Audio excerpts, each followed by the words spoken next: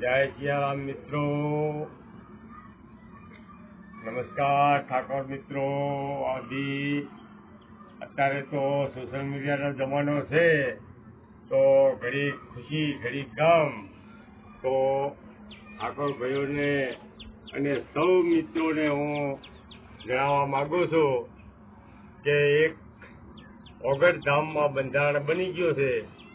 આ બંધારણ બહુ સારો અને સરસ હતો અને કાંઈક કહી જાય એવો હતો, પણ જ્ઞાનીબેન ને બેન હોવાથી આખો પોટલો ઉકળાયો જ્ઞાનીબેન ઉપર. અને અત્યારે ડીજે હારું અને કાંઈનું કાંઈ લગ્ન માટે એકાબીજા આપસમાં વધી રહ્યા છે. તો તમને હું કહેવા માંગુ છું કે ભાઈ ગાળી ગલાટ મત બોલો, અને તમે પણ એક સમાજ ભેગો થઈ અને રાહ શેધી અને બીજા સમાજને પણ સુધારવા માટે લાયા. સૌ માણસ મિત્રોને બધી રાહ શેધી અને અત્યારે તમે લાભ ખેંચ કરવા માંડ્યા છો. તો આ તમને શોભતું નથી. અને કદાચ છે બંધારણ બાંધ્યું એ ટાઈમે તમારે બધું નક્કી કરવું હતું કે ડીજે વગાડશો, જાનમાં ફલાણો લઈ જાશો, ઢેકણો લઈ જાશો, તમારે જે લઈ જવું હોય તમારે ત્યારે કહેવું હતું.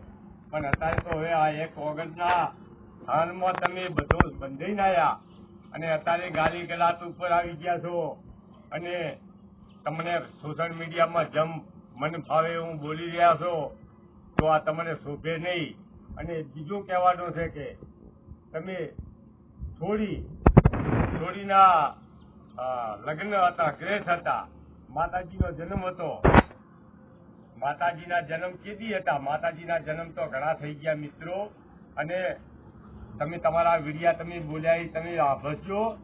માતાજીના જન્મ ચારે થઈ ગયા, ચારે ના થઈ ગયા. અને તમે માતાજીના જન્મને વચમાં લાવો. વચમાં તમે કે ભાઈ અમે આગેવાને બધી ભેરો થઈને માતાજીના જન્મમાં અમે લગ્ન રાખ્યા. તો આવું ના હોય. અને બીજું કે કલાકારો છે, હવે કલાકારો તો હવે સમજ્યા ભાઈ. કલાકારો તો આજ હતા, પેલા નતા. ટીવીના જમાના આજ આવ્યા છે. અમે તો વહેલા ઉઠી અને ભાતિયા રેડિયામાં ભરતા, અને એ પછી ટીવી આવી તો ટીવીમાં પણ અમે રામાયણ વાપરતા, મહાભારત વાપરતા, જોતા. અને આ બધું સારું હતું. અને આજે એક